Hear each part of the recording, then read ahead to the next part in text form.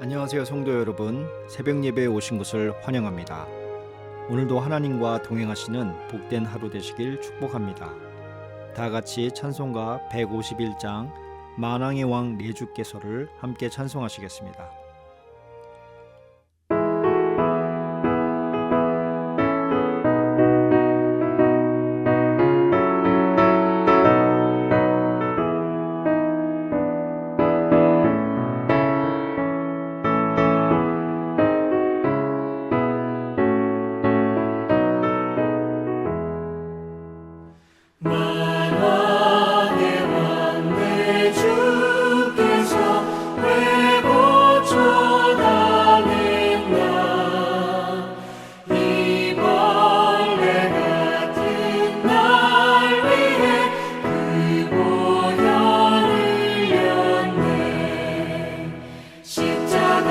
십자가 내가 처음 볼 때에 나의 맘의 큰 고통 사라져 오늘 믿고서 내 눈 밝았네 참 내 기쁨 영원하도다 주 십자가 못 박힘은 속죄함 아닌가 그 긍휼함과 그 은혜 말할 수 없도다 십자가 내가 처음 볼 때에 나의 맘의 큰 고통 사라져 오늘 믿고서 내 눈 밝았네 참 내 기쁨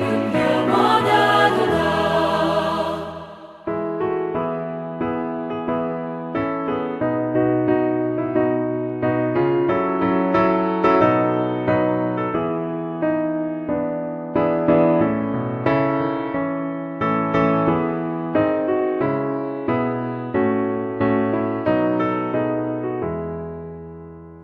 늘 울어도 그 큰 은혜 다 갚을 수 없네 나 주님께 몸 바쳐서 주의 일 힘쓰리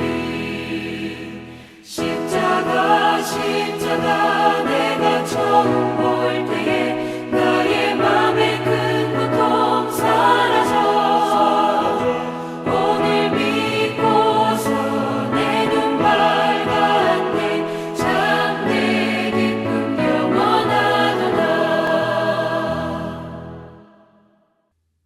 아멘. 오늘 함께 나눌 말씀은 요한복음 12장 1절부터 11절까지입니다. 6월절 엿새 전에 예수께서 베다니에 이르시니 이곳은 예수께서 죽은 자 가운데에서 살리신 나사로가 있는 곳이라. 거기서 예수를 위하여 잔치할세 마르다는 일을 하고 나사로는 예수와 함께 앉은 자 중에 있더라. 마리아는 지극히 비싼 향유 곧 순전한 나드 한 근을 가져다가 예수의 발에 붓고 자기 머리털로 그의 발을 닦으니 향유 냄새가 집안에 가득하더라. 제자 중 하나로서 예수를 잡아줄 가롯 유다가 말하되 이 향유를 어찌하여 300데나리온에 팔아 가난한 자들에게 주지 아니하였느냐 하니 이렇게 말함은 가난한 자들을 생각함이 아니요 그는 도둑이라 돈꾀를 맞고 거기 넣은 것을 훔쳐 가밀어라. 예수께서 이르시되 그를 가만두어 나의 장례할 날을 위하여 그것을 간직하게 하라. 가난한 자들은 항상 너희와 함께 있거니와 나는 항상 있지 아니하니라 하시니라. 유대인들의 큰 무리가 예수께서 여기 계신 줄을 알고 오니 이는 예수만 보기 위함이 아니요 죽은 자 가운데서 살리신 나사로도 보려 함이로라. 대제사장들이 나사로까지 죽이려고 모의하니 나사로 때문에 많은 유대인들이 가서 예수를 믿음이로라. 아멘. 오늘은 요한복음 12장 본문에서 나타난 세 가지 레슨으로 여러분과 함께 하루를 열기 원합니다. 첫째로 하나님께 온전한 헌신으로 나아가야 합니다. 오늘 본문은 마태복음 26장과 마가복음 14장에도 함께 소개되고 있습니다. 유월절 전에 예수께서 베단이라는 곳에 있는 문둥병자 시몬의 집으로 가십니다. 그곳에서 예수님을 위해 사람들이 모여 식사를 하게 됩니다. 요한복음 본문에는 나타나 있지 않지만 마태복음 26장 2절은 예수께서 유월절 전에 제자들에게 하신 말씀을 보여줍니다. 너희가 아는 바와 같이 이틀이 지나면 유월절이라. 인자가 십자가에 못 박히기 위하여 팔리리라 하시더라. 예수께서 자신의 죽음을 예고하신 것입니다. 이 말씀을 마리아가 들었을 가능성이 굉장히 큽니다. 예수께서 베다니에 도착하셔서 마리아와 함께 식사를 하실 때 아마도 마리아는 그 순간이 예수님과의 마지막 만남일 수도 있겠다라는 생각이 들었을 것입니다. 그때가 유월절 전이었기 때문이었습니다. 마지막 만남은 그 누구에게나 소중합니다. 여러분은 소중한 사람과의 마지막 만남에서 어떤 일을 하기를 원하십니까? 어떤 것을 주기를 원하십니까?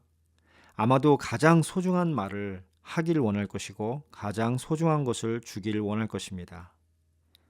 마리아는 식사 가운데 자신이 아마 평생 동안 모아서 가지고 있었던 가장 소중한 것을 예수님께 드렸습니다. 바로 향유였습니다. 향유는 왕이나 제사장 같은 특별한 사람에게 기름 부을 때 쓰거나 아주 소중한 사람이 죽었을 때 그 몸을 깨끗하게 하고 향기로 감싸는 데 사용되었습니다. 마리아는 아낌없이 예수님의 발에 붓습니다. 성경은 그 향유가 굉장히 비싼 것이라고 했습니다. 300데나리온 정도 했습니다. 당시 노동자의 1년치 연봉이었다고 합니다. 예수님의 발에 부은 그 비싼 향유는 다시 도로 담을 수도 없었습니다.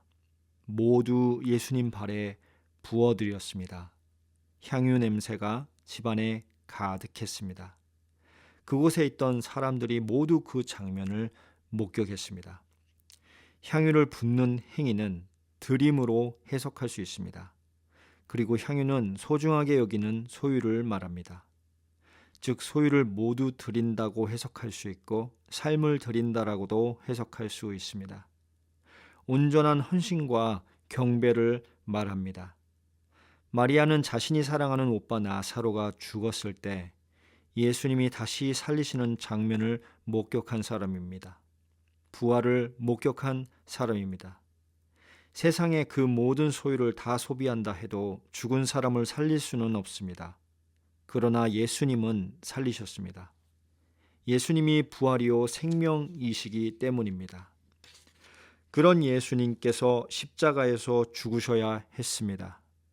죽은 자를 살리신 예수님, 그러나 죽으셔야만 했던 예수님을 위해서 마리아가 마지막으로 할 수 있는 것은 십자가에서 죽지 않게 막는 일이 아니었습니다. 마지막 만남에서 예수님의 죽음을 자신이 할 수 있는 최고의 존경의 표시인 향유로 감사하는 것이었습니다. 그리고 자신의 머리털로 발을 닦아 드립니다. 다른 사람들이 모두 보고 있었습니다. 부끄럽지 않았습니다. 더 이상 자신의 마음을 더 표현할 수 있는 방법이 없었습니다. 바로 최고의 찬양이었으며 그녀에게는 최고의 경배였습니다. 사랑하는 여러분, 우리도 마리아와 같이 우리가 가지고 있는 모든 것을 왕 되신 예수께 부어드리고 주님을 향한 감사와 사랑을 표현하며 그분을 경배하는 하루가 되시기를 축복합니다. 둘째로, 포장되고 거짓된 헌신을 주의해야 합니다. 재미있는 것은 마리아가 예수님의 발에 향유를 붓고 머리털로 닦는 순간 제자들이 기뻐하며 함께 감사하지 않았다는 점입니다. 그들은 예수님의 발을 닦지 않았습니다. 물론 자신들의 일을 그만두고 예수님을 따라다녔던 것은 사실입니다. 하지만 그것이 예수님을 향한 진정한 경배의 행위는 아니었습니다. 더불어 자신들의 삶을 진실되이 드리는 것도 아니었습니다. 마가복음 14장에서는 마리아가 향유를 예수님의 발에 부었을 때 제자들이 화를 내었다고 말합니다. 4절에 어찌하여 향유를 허비하는가? 라고 책망했습니다. 마태복음 26장 8절에서도 제자들이 분노하며 무슨 의도로 이것을 허비하느냐라고 말을 했습니다. 오늘 요한복음 본문은 더욱 구체적으로 묘사하고 있습니다. 화를 낸 제자들 중에 예수님을 판 가룟 유다가 이 향유를 어찌하여 300데나리온에 팔아 가난한 자들에게 주지 아니하였느냐라고 비판하고 있습니다. 예수님을 향한 마리아의 온전한 헌신을 제자들은 어리석은 행동으로 비판했습니다. 제자들에게 예수님은 과연 어떤 존재였을까요? 요한복음은 마태복음과 마가복음과는 달리 제자의 내면을 더 자세하게 평가하고 있습니다. 6절에 가룟 유다를 도둑이라고 말합니다. 유다는 돈을 모아 훔쳐갔습니다. 향유를 팔아 돈을 모으면 유다는 바로 훔쳐갈 것입니다. 다른 제자들도 돈을 훔쳐가진 않았지만 동일하게 화를 내며 마리아에게 무슨 의도로 향유를 허비하냐고 책망했습니다. 그들의 중심엔 예수님이 없었습니다. 돈이 있었습니다. 정치와 권력이 있었습니다. 명분이 있었습니다. 예수님은 본문 7, 8절에서 이렇게 말씀하십니다. 그를 가만두어 나의 장래할 날을 위하여 그것을 간직하게 하라. 가난한 자들은 항상 너희와 함께 있거니와 나는 항상 있지 아니하리라. 마리아의 마음엔 예수님이 있었습니다. 그러나 제자들의 마음엔 가난한 자들이라는 명분만 있었습니다. 거짓된 포장만 존재했습니다. 예수님의 죽음을 준비하지 못하는 제자들의 헌신은 잘못된 헌신이었습니다. 오늘 본문 이후에 가룟 유다는 예수님을 은 30에 팔게 됩니다. 은 30은 당시 노동자의 4개월 월급이었습니다. 마리아의 향유보다 싼 가격에 예수님을 팔았습니다. 그리고 베드로는 예수님을 3번 모른다고 부인하고 도망갔습니다. 또한 예수님이 잡히셨을 때 다른 제자들은 모두 또 동일하게 도망을 갔습니다. 그들에게 예수님을 위한 향유는 없었습니다. 계산하는 마음뿐이었습니다. 사랑하는 여러분, 오늘 하루 동안 우리의 마음을 들여다보면 좋을 것 같습니다. 우리는 우리가 소중히 여기는 향유를 드리는 예수님의 제자들입니까? 아니면 말로만 예수님께 헌신한다고 하고 명문만 세우고 다른 사람들을 비판하며 중요한 순간에는 도망가는 그런 제자들입니까? 세 번째로 삶에서 신앙의 열매를 보여야 합니다. 오늘 본문에서 예수님께서 베다니에서 식사를 하고 계셨습니다. 그런데 그 자리에 유대인의 큰 무리가 찾아왔습니다. 예수님을 보려고 온 것도 있지만 그 자리에서 죽었다가 다시 살아난 나사로가 있었기 때문에 그를 보기 위해 사람들이 몰려왔습니다.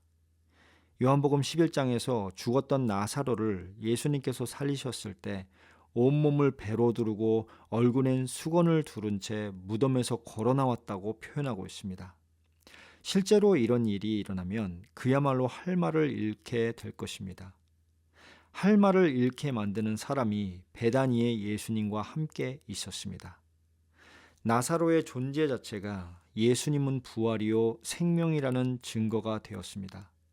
그래서 본문 10절을 보면 대제사장들이 나사로까지 죽이려는 계획을 짜고 있었습니다.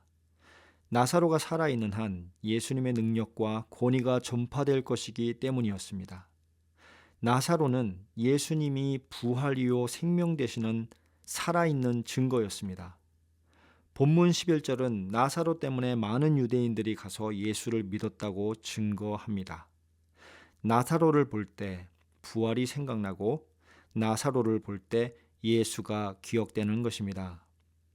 사랑하는 여러분, 교회도 예수님이 부활이요 생명 되신다는 살아있는 증거입니다. 우리도 예수님이 부활이요 생명 되신다는 살아있는 증거가 됩니다. 나사로가 걸어 다닐 때 많은 사람들이 웅성거립니다. 죽었다가 살아난 나사로, 예수가 살린 나사로. 그리스도인들이 걸어 다닐 때 주변 사람들이 우리를 보고 웅성거리기를 원합니다. 우리를 보고, 우리를 보면 하나님이 살아계신다는 것이 느껴진다는 고백을 들었으면 합니다.